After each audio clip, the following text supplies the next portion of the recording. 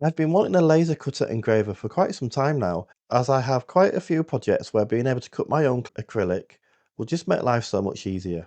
But that alone represents the first hurdle, as I knew I'd need a CO₂ laser, and those are not cheap. Tinted and clear acrylic ruled out options like buying the add-on laser for my Bambu Lab H2C. That's around £1,000 for a diode laser that still wouldn't do what I actually need. Plus the work area is much smaller, and of course, while it's acting as a laser, it's no longer acting as a 3D printer. So I decided I would just go for a dedicated desktop machine. This is where the OMTech Polar Lite comes in.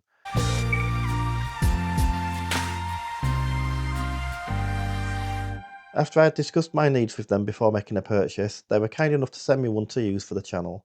So a big shout out to OMTech.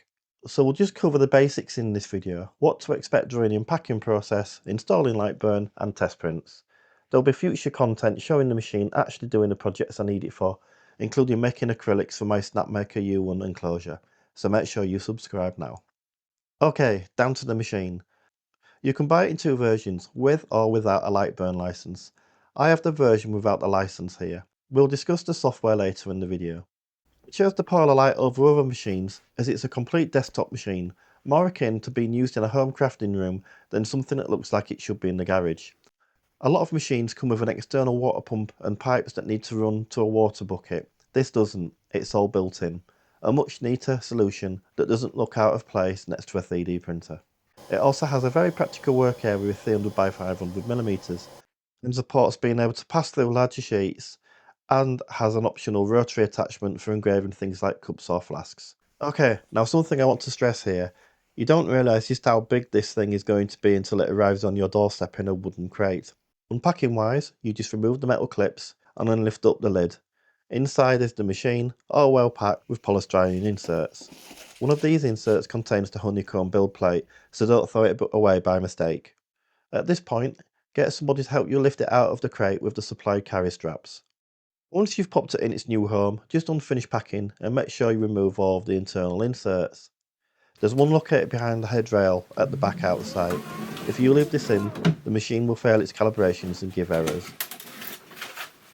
There's a fair few accessories provided, including the honeycomb build plate, vent hose, USB stick containing the drivers and some software, plus some starter blanks to get you going. Install the build plate, fit the supplied handle, connect the vent hose, and that's pretty much the assembly done. Around the right hand side, you'll find all the ports and the main switch. The Polar Lite has built-in Wi-Fi, Ethernet and USB connectors. There's two of these, one for the camera and one for the controller. So if you connect via Wi-Fi or Ethernet, you won't be able to access the camera that way, as it needs to be connected directly to your computer by USB, which is a shame. This actually caught me out initially, so in the end I disconnected both USB ports to my workshop PC so I could use the camera feature as well. You'll find an emergency stop button on here as well.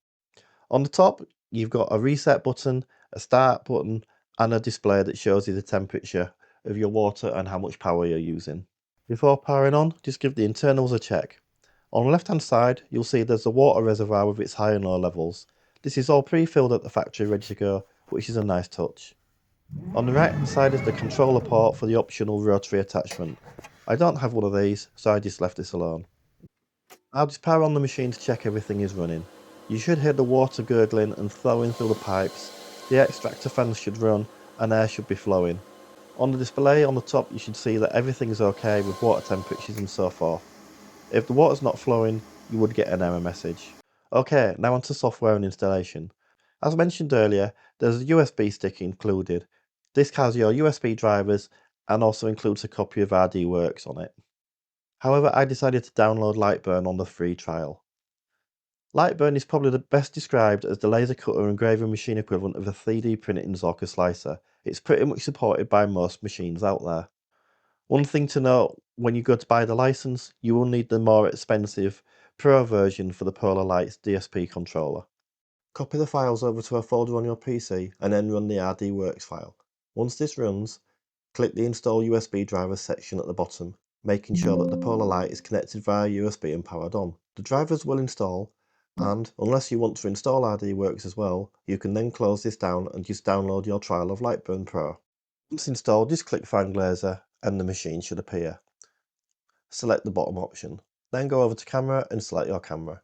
You'll need to enable a few other settings for the Polar Light autofocus function to work. Under Device Settings, select Enable Z Access, OMTech Polar, and optimize Z moves.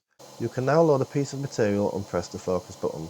You'll see the head move down, touch the material, and return to the correct height, ready for cutting or engraving. So now you can do your test cuts or engraving before starting your project.